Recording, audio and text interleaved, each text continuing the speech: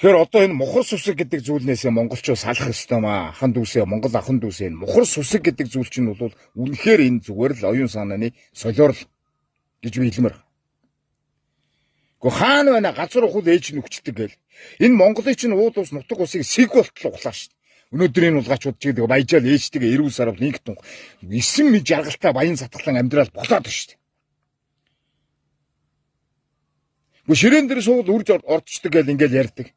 Гэхдээ ширээн дээр суг гэдгийг ширээн дээр хөлөө тавиад гутлаа үдээ зогсчихсон нөхөр байдаг шүү дээ. Энэ зураг яваал байдаг шүү дээ. Тэр нөхөр өнөөдөр тий хоёр дахар хаавуусаа зүгээр нэг амбаар юмаа гэж ярьдаг болтлоо одоо бажицсан шүү дээ. Үрд ороогүй шүү дээ. Харин монголчууд л үрд орсон баг. Тэгээ хаана байна төрүүлсэн мөр бүхийн хөлсөн түрээд хямралундаа сэргээд байгаа. Энэ хүний биеэс ялгарч байгаа энэ хөлс гэдэг зүйл чинь хамаг муу муухай зүйл нь ялгарч гарч байгаа. Тэрийг авчиал тэргүүндээ үргээд идэг.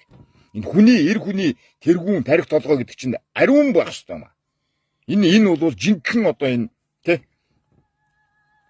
оюун санаа болон энэ хямралундаа энэ тарих толгоондоо явж идэг.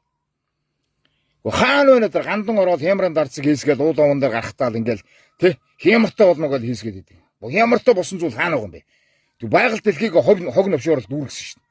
Баахан хямран дарцгонд энд л уйсан шүү дээ. Тэг хямартай болж байгаа зүйл байхгүй шүү дээ. Ингэж хямралундаас ирэхгүй. Ингээд энийг бол өв соёлтой ялангуяа өв соёлтой холбохгүй. Ийм зүйлийг л хийлээ. Энэ мухар сүсгээс бид нар одоо нэг салах хэрэгтэй байгаа маа. Салаасаач гэж хүсдэг юм би. Зүгээр л мухар сүсэг энэ бол зүгээр оюун санааны л зүгээр солиорл. Ийм л зүйл байна. Энийг бас ойлгож ухаарах нь ухаарна үз. Буруу зүрүү бодоод ярих нь бол ярина үз. Энэ мухар сүсэг гэдэг бол зүгээр л солиорл гэж хэлдэг. За ийм баярлалаа.